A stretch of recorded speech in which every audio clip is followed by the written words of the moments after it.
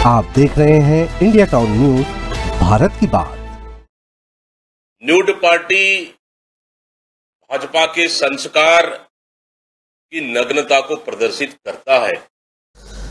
नमस्कार, आप देख रहे हैं इंडिया टाउन न्यूज और मैं हूं आपके साथ कमर गौस। बात करते हैं राजधानी रायपुर की न्यूड पार्टी पर मचे सियासी भूचाल की।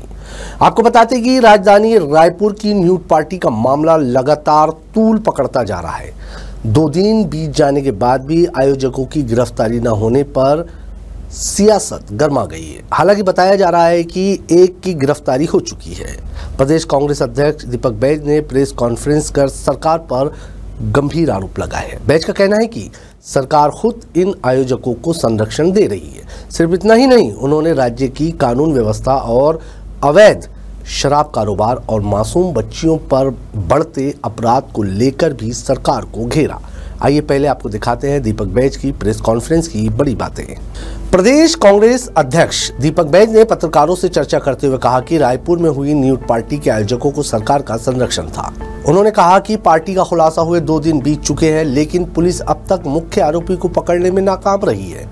हालांकि ये भी बताया जा रहा है कि आज मध्य प्रदेश से पुलिस को एक व्यक्ति को इस मामले में पकड़ने में कामयाबी मिली है और जो लोग पकड़े गए हैं वो भी ऐसे ही दूसरी अश्लील पार्टी है, जिसे स्ट्रेंजर पार्टी कहा जाता है, आयोजित करने जा रहे थे। बैज ने आरोप लगाया कि भाजपा की सरकार आने के बाद राज्य में रेव पार्टी, स्ट्रेंजर पार्टी और न्यूड पार्टी जैसी घटनाएं बेधड़क हो रही है। बिना सरकार की शह के ये संभव नहीं है।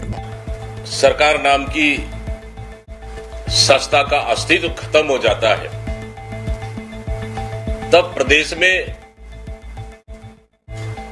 न्यूड जैसे पार्टियां शुरू हो जाती है, आयोजन हो जाती है।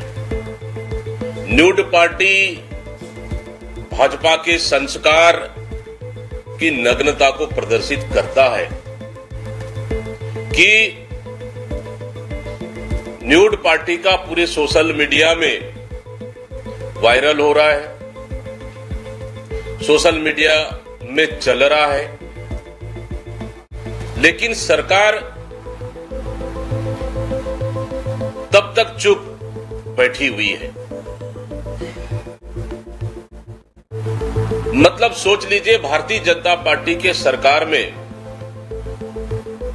अराजक तत्व कितने बेलगाम हो गए हैं और बिना सरकार के संरक्षण के कैसे संभव है। सरकार के कौन है जो न्यूड पार्टी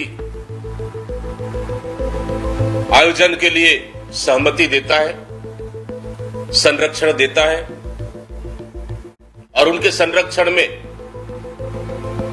इतना बड़ा हिम्मत दिखाना किसी में आम आदमी या आम नागरिक की बस की बात नहीं है। 2 दिन बीत जाने के बाद भी सरकार एक भी आयोजक को पकड़ नहीं पाई। हालांकि हमने अभी आपको फिर बताया कि एक व्यक्ति को गिरफ्तार किया गया है मध्य प्रदेश से, जिससे पूछताछ जारी है और जिन्हें अभी पकड़ा गया है वो दूसरी पार्टी करने की तैयारी में थे।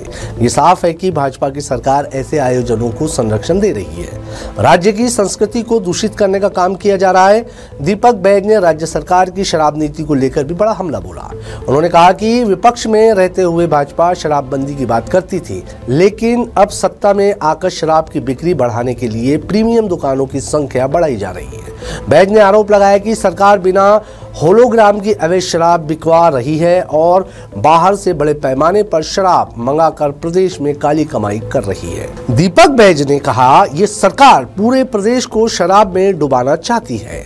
अवैध शराब बिक रही है, सरकार खुद संरक्षण दे रही है। अच्छे लोग शराब पिए, इसलिए प्रीमियम दुकानें खोलने की बात की जा रही है। भाजपा की शराब नीति प्रदेश को शराबखोर बनाने की साजिश है। प्रेस कॉन्फ्रेंस में बैज ने राज्य की कानून व्यवस्था पर भी सवाल उठाए। उन्होंने कहा कि मासूम बच्चियां तक सुरक्षित नहीं है। डोंगरगढ़ में 4 साल की बच्ची से दुष्कर्म की घटना का जिक्र करते हुए उन्होंने आरोप लगाया कि पुलिस ने पहले FIR दर्ज नहीं की। जब लोगों ने थाने का घेराव किया तब जाकर रिपोर्ट लिखी गई। राज्य की कानून व्यवस्था ध्वस्त हो चुकी है, मासूम बच्चियों तक पर दुष्कर्म हो रहे हैं और पुलिस रिपोर्ट लिखने को तैयार नहीं है। जनता को न सुरक्षा मिल रही है न न्याय। दीपक बैज ने इस दौरान ये भी घोषणा की कि कांग्रेस राज्य भर में वोट चोर गद्दी छोड़ अभियान चलाने जा रही है। 16 से 18 सितंबर तक 3 दिवसीय कार्यक्रम होगा, जिसमें रायगढ़ से भिलाई तक रैलियां, सभाएं और पदयात्राएं होंगी। इसमें कांग्रेस के राष्ट्रीय महासचिव और छत्तीसगढ़ प्रभारी सचिन पायलट भी शामिल होंगे। देखिए, बिहार में जिस तरह से 65 लाख से अधिक मतदाता फर्जी तरीके से एंट्री हुए और एंट्री चुनाव आयोग ने सरकार के साथ मिलकर कराया, कहीं न कहीं उसका फायदा चुनाव आयोग ने भारतीय जनता पार्टी की सरकार को लोकसभा में दिलाया और उसी का नतीजा विधानसभा होने जा रहे थे SIR कर रही है। कहीं छत्तीसगढ़ में भी लोकसभा चुनावों में इस तरह के फायदे दिलाने का काम तो नहीं हुआ। इसको भी बारीकी से परीक्षण करने की आवश्यकता है।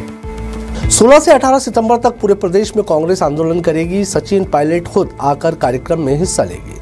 हम मतदाता सूची की गड़बड़ी और चुनावी निष्पक्षता की मांग को लेकर सड़क पर उतरेंगे। राजधानी में न्यूड पार्टी का मामला धीरे धीरे राजनीतिक रंग ले चुका है। कांग्रेस इसे सरकार की नाकामयाबी बताकर सड़क पर उतर रही है, तो भाजपा की ओर से अब तक इस मामले पर कोई आधिकारिक बयान नहीं आया है। मुख्यमंत्री का भी इस मामले पर कोई रिएक्शन नहीं आया है, जिससे कांग्रेस को हमले का मौका मिल गया है। तो आपने देखा, रायपुर की न्यूड पार्टी से लेकर शराब नीति और कानून व्यवस्था तक कांग्रेस ने एक साथ कई मुद्दों पर सरकार को घेरा है। 16 से 18 सितंबर तक कांग्रेस के कार्यक्रम में सचिन पायलट की मौजूदगी स्पष्ट संकेत दे रही है कि पार्टी इस मुद्दे को चुनावी मोड़ तक ले जाने के मूड में है। अब देखना होगा कि क्या भाजपा सरकार इस मामले पर कोई ठोस कार्रवाई कर कांग्रेस के हमले का जवाब दे पाती है, या ये मुद्दा आने वाले दिनों में और तूल पकड़ता जाता है। फिलहाल आज की हमारी इस खास रिपोर्ट में इतना ही। आप देखते रहिए इंडिया टाउन न्यूज, भारत की बात। नमस्कार। आप देख रहे हैं इंडिया टाउन न्यूज, भारत की बात।